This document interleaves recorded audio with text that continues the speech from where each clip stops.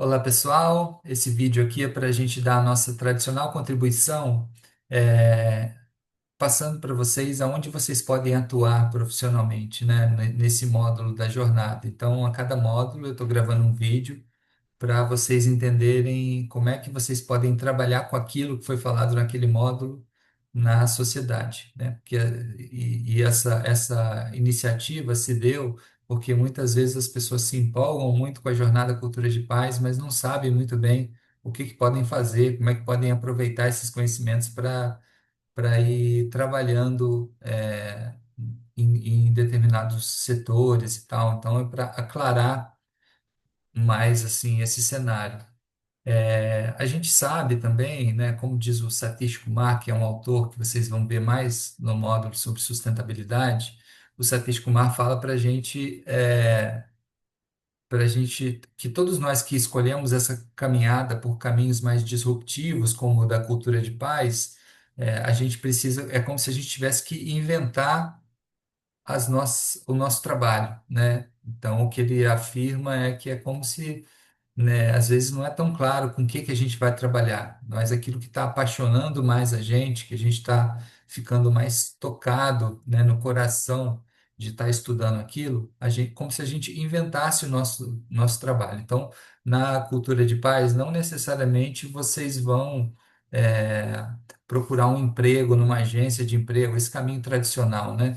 Vão numa agência de emprego, aí fala, eu sou especializado em cultura de paz, aí o cara da agência te direciona para uma empresa que está procurando alguém que é especializado em cultura de paz, né? Que seria o método tradicional de se procurar um emprego. Não necessariamente vai ser assim, né? Pode acontecer assim, mas isso é mais raro, né? Geralmente a gente que tem que cavar meio que os lugares onde a gente atua, né? Então, por isso é bom eu ir transmitindo para vocês tentando responder onde responder a pergunta onde atuar com esse conhecimento que vocês estão adquirindo, né? E a cada módulo eu estou fazendo esse esforço aqui de ajudar vocês a entender isso. Esse módulo foi sobre mediação de conflitos, né? Nesse campo é até mais simples encontrar, porque é um campo mais sólido, mais consolidado, né? É mais simples encontrar aonde atuar. Então, um profissional de mediação de conflitos, ele geralmente tem mais, ele pode até encontrar emprego numa agência de emprego, nesses mecanismos mais tradicionais, porque é uma área já consolidada, né? Essa área de mediação de conflito. Então, você pode pro- atuar, seja na mediação judicial, ou seja na mediação extrajudicial, que acontece fora do sistema de justiça. Se você for para o sistema de justiça, você pode encontrar formas de atuar como mediador nos tribunais de justiça, nas defensorias públicas, no Ministério Público, nesse tipo de instituição, né? Já, inclusive, falei isso quando a gente estava conversando sobre justiça restaurativa no módulo passado, encontrar esse caminho. Às vezes sair editais atrás de mediadores. Você pode começar atuando como um mediador voluntário em algum tribunal para ir adquirindo experiência. É claro que a legislação está avançando e muitas vezes é provável que em pouco tempo não possa mais existir a mediação voluntária, né, que tenha que seja um trabalho que precise ser sempre remunerado, né? E eu, inclusive, acho isso positivo. Mas nesse exato momento há muitas instituições que atuam com mediadores voluntários. Aí você pode ir atuando nesses espaços para ir adquirindo experiência como mediador. Você vai precisar de um curso para atuar dessa forma, você vai precisar de um curso mais amplo do que a Jornada Cultura de Paz, né? Porque para atuar dentro do sistema de justiça com mediação judicial, você está submetido às regras do CNJ. Então, você precisa fazer um curso de no mínimo 40 horas, né? Você diz, mas a Jornada Cultura de Paz tem mais do que 40 horas, mas a parte que a gente fala sobre mediação de conflito não tem 40 horas, né? Tem 7 horas e meia. Então, o CNJ exige uma formação, um curso de 40 horas. Então, para atuar nessas instituições que eu falei, você precisaria dessa formação mais ampla. Aí eu sugiro que você procure especialização nesses órgãos que eu mencionei, né? Ou então em alguma instituição privada. E você pode também atuar no âmbito extrajudicial. Tem bastante pessoa atuando, inclusive e alguns mediadores conseguem uma remuneração muito significativa.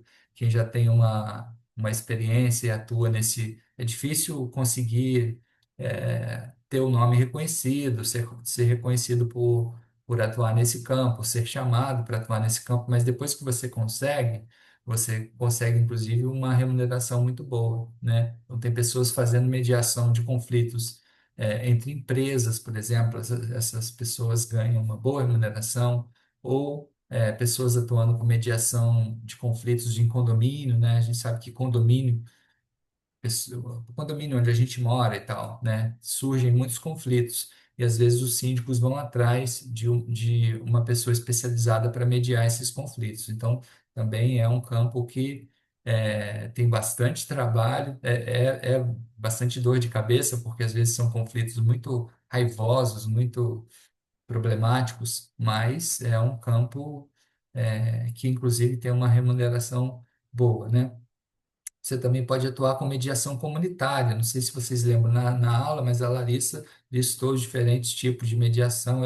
Ela mencionou mediação comunitária. Então, junto a ONGs, junto a instituições do terceiro setor, você fazer mediação em comunidades, né? Mediação comunitária. É também uma possibilidade de trabalho. Outra possibilidade de trabalho é você atuar com mediação de conflito escolar, né? Então, a gente volta, você sempre nesses três últimos módulos, a gente sempre está falando do tribunal, da defensoria, do Ministério Público e tal, e da escola. A gente sempre vai para a escola, porque são espaços onde tem muito conflito e a gente acaba atuando muito. Então, você pode atuar com mediação de conflito escolar. A gente vai ter uma aula sobre isso no módulo de Educação para a Paz, que é uma aula do professor Álvaro Crispino, uma das melhores aulas da Jornada Cultura de Paz. Vai ser uma aula espetacular, uma pessoa já com estrada nesse campo, inclusive uma pessoa também muito doce. E aí vocês vão ter uma aula só sobre mediação de conflito escolar. E aí a gente vai poder aprofundar um pouco mais como atuar nas escolas com mediação de conflito. E eu estou falando mediação de conflito escolar porque o termo mediação escolar, só o termo mediação escolar, ele é dúbio, porque tem pessoas que usam esse termo mediação escolar para falar de pessoas que mediam é, a pessoas com disfunções, autismo, né? Por exemplo, um estudante que foi diagnosticado como autista, aí tem alguém para acompanhar ele na escola. Esse profissional é chamado de mediador escolar também. Então, a expressão mediação escolar tem essa interpretação dúbia. Às vezes você não está falando de conflitos, às vezes você está falando da questão do autismo e outros diagnósticos. Então, por isso que eu estou usando a expressão mediação de conflito escolar, só me explicando. Outra forma que você pode atuar é dando aulas, né? Se você se especializa como mediador, você vai dar aula em universidades, vai dar aula em escolas do sistema jurídico, né? Eu e a Larissa, por exemplo, damos aula na EMED. Existe aqui no Rio também a Emerge. Você pode dar aula nesses lugares, em universidades, ou mesmo em escolas que tenham um trabalho com conflito, você pode atuar simplesmente ensinando a mediação de conflito. Então, atuar como um professor de mediação de conflito também tem essa possibilidade. E existem instituições privadas também que você pode atuar se associando a elas ou criando a sua própria.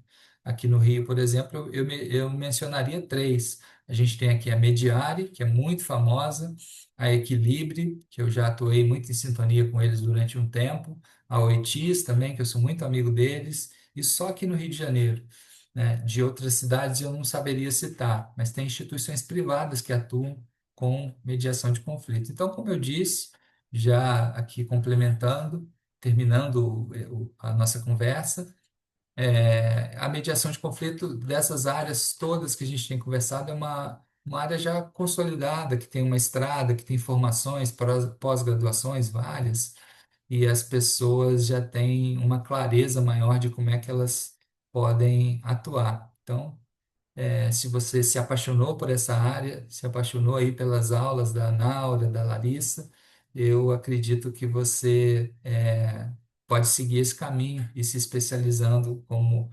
mediador, né? Um caminho muito vasto, muito apaixonante. Tá bom? Vamos nos falando. Um abraço.